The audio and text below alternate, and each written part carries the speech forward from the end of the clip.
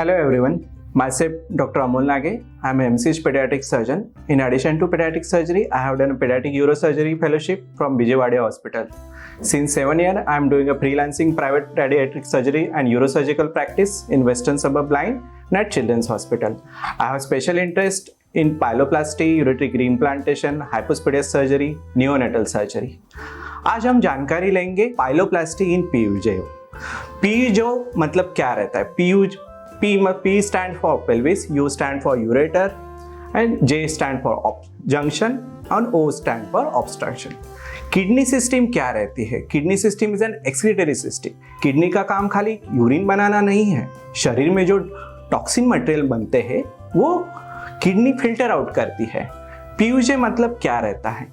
Kidney का pelvis जहां पे यूरेटर को कनेक्ट होता है उस लेवल पे अगर अटकावट है तो उसको पीयूजे ऑब्स्ट्रक्शन ये शब्द बोला जाता है। बहुत से पीयूजे के जो बच्चे रहते हैं वो एंटीनेटल स्कैन में ही हमें समझ जाते हैं। जब एनोमली स्कैन गायनेकोलॉजिस्ट एडवाइस करता है तो बहुत बार एपी डायमीटर ऑफ पेल्विस बढ़ा हुआ है ऐसा एनोमली स्कैन में लिखा हुआ जाता है। तो ऐसे एंटीनेटल स्कैन के पेशेंट जब हमारे पास आते हैं जिन्हें पीयूजे करार दिया जाता है, हम लोग उनको काउंसलिंग करते हैं। तो जब भी ऐसा बेबी बॉर्न होता है तो हम लोग डे 2 पे एक सोनोग्राफी करते हैं, 15 दिन का बेबी होने के बाद सोनोग्राफी करते हैं और 1 मंथ होने के बाद सोनोग्राफी करते हैं। पीयूजे का सोनोग्राफी इतना फ्रीक्वेंटली क्यों करना है, इतना जल्दी सर्जरी के डॉक्टर के पास क्यों जाना है? इसकी वजह यह है कि early diagnosis and treatment is the key for future जो किडनी का डैमेज है होने से रोका जाए। पीयूजे के कुछ सिम्टम्स रहते हैं क्या? बहुत बार सिर्फ सोनोग्राफी के अलावा इसके कुछ सिम्टम्स नहीं रहते हैं। कभी कभी अगर पीयूजे बहुत ज़्यादा वैरायटी में है यानी सीवियर वैरायटी में है तो बेबी का मालिश करने वाली जो आया रहती है या मम्मी रहती है वो लंप नोटिस कर सकती है। इस कंडीशन को पाल्पेबल वैरायटी लंप होना ऐसा पीयूजे बोला जाता है। अभी पीयूजे की जानकारी हम लोग कैसे ले सकते हैं? सोनोग्राफी के वजह से हम लोग किडनी का स्वेलिंग कितना है वो जानेंगे, एपी डायमीटर ऑफ पेल्विस कितना है वो जानेंगे और पीयूजे सिग्निफिकेंट यानी सर्जिकली ट्रीटमेंट लगेगा या नहीं लगेगा ये जानकारी लेने के लिए एक ईसी स्कैन या मैक3 स्कैन किया जाता है। जब बेबी बॉर्न होता है तो हम लोग उनको सलाह देते हैं कि बेबी का जब उम्र 3 वीक्स का हो जाएगा तब उनका ईसी स्कैन किया जाए। इसी स्कैन में हमें ये जानकारी मिलती है कि सच में ऑब्स्ट्रक्शन सिग्निफिकेंट है क्या, यानी दवा पेल्विस के नीचे उतर रही है क्या। अगर ऐसी दवा नीचे नहीं उतर रही है तो उसको पीयूजे ऑब्स्ट्रक्शन बोला जाता है। हर पीयूजे ऑब्स्ट्रक्शन को सर्जरी नहीं लगती है। कुछ पीयूजे ऑब्स्ट्रक्शन अपने आप रिजॉल्व होने के भी चांसेस रहते हैं। कुछ केसेस को हम लोग सिर्फ रूटीन सोनोग्राफी से फॉलोअप में रखते हैं, कुछ केसेस में खाली एंटीबायोटिक प्रोफिलैक्सिस दिया जाता है।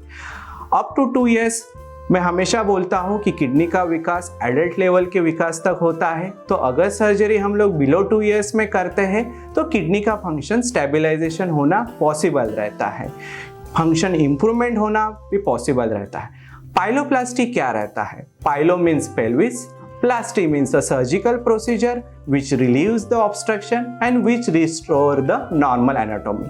पाइलोप्लास्टी के बारे में पेरेंट्स के दिन में बहुत सारे सवाल रहते हैं। पहला सवाल, सर बेबी तो छोटा है, क्या सर्जरी सेफ रहेगा? इससे कुछ नुकसान तो नहीं होगा ना? बच्चे को दर्द तो नहीं होगा ना? बच्चा नली रख पाएगा क्या?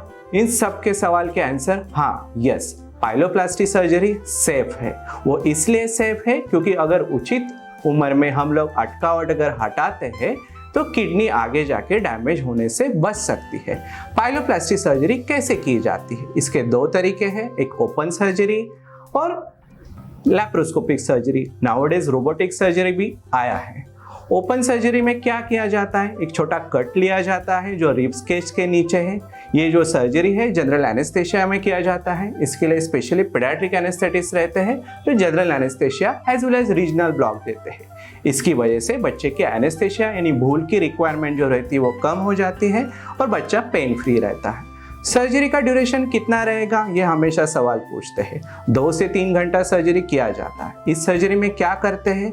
इस सर्जरी में जहाँ पे अटकावट है यानी पेल्विस जहाँ पे यूरेटर को कनेक्ट हो रहा है वो अटकावट वाला हिस्सा कट किया जाता है और नॉर्मल पेल्विस का हिस्सा नीचे वाले नॉर्मल यूरेटर के हिस्से को कनेक्ट किया जाता है स्टिच के जरिए। ये नॉर्मल एनाटॉमी सही रहे इसके लिए अंदर एक छोटा सा पाइप जिसको स्टेंट बोलते हैं वो रखा जाता है और उसके बाद में स्टिच करके ड्रेसिंग दिया जाता है। नॉर्मली सुसु के रास्ते में भी एक कैथेटर रखा जाता है जो जनरली 2 से 3 दिन बाद निकाल देते हैं। अंदर रखा हुआ स्टेंट जो 4 हफ्ते के बाद जनरल एनेस्थेशिया के थ्रू बायोस्कोपी निकाल दिया जाता है। तो इस प्रकार के पीयूजे ऑब्स्ट्रक्शन में एक मेजर सर्जरी है जो कंस्ट्रक्टिव सर्जरी है और दूसरा जो सर्जरी है और डे केयर सर्जरी जिसमें स्टेंट निकाला जाता है। सर्जरी के बाद बेबी कैसा रहेगा? सर्जरी के बाद में बेबी को जनरली 3 से 4 दिन हॉस्पिटल में रखना जरूरी रहता है। इस हॉस्पिटल ड्यूरेशन में बच्चे को एंटीबायोटिक आईवी लाइन से दिया जाता है। 2nd या 3rd दिन कैथेटर निकाला जाता है। ड्रेसिंग 5वें दिन निकाल के बच्चा सेफली घर पे जाता है। बच्चे को कुछ दिन तक रात के एक सेफ छोटी दवा पे एंटीबायोटिक के डोज पे रखा जाता है। 1 महीने के बाद में एक सोनोग्राफी और एक्सरे के जरिए स्टेंट का पोजीशन जान लिया जाता है और बच्चा फिट रहते ही दूरबीन द्वारा छोटे short anaesthesia procedure through stent निकाला जाता है।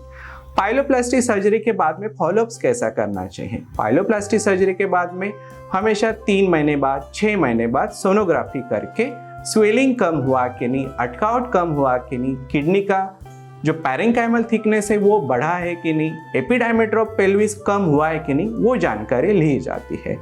पाइलोप्लास्टी सर्जरी सेफ है। नाउअडेज हम लोग चिल्ड्रंस हॉस्पिटल में 1 महीने के बेबीज के भी पाइलोप्लास्टी करते हैं।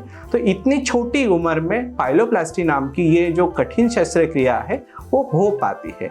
गुड पेडियाट्रिक एनेस्थेशिया, आईसीयू और पेडियाट्रिशियन बैकअप के साथ इसका रिकवरी हमेशा अच्छा रहता है। तो जब भी आपके बच्चे को पीयूजे हो तो डरिए नहीं। हर पीयूजे बेबी को ऑपरेशन ही नहीं लगता है और ऑपरेशन लगा भी तो सही उम्र में अगर आप उचित डिसीजन लेके योग्य डॉक्टर के थ्रू सर्जरी करते हैं तो आगे होने वाला जो किडनी का डैमेज है आप उसे रोक सकते हैं। Thank you.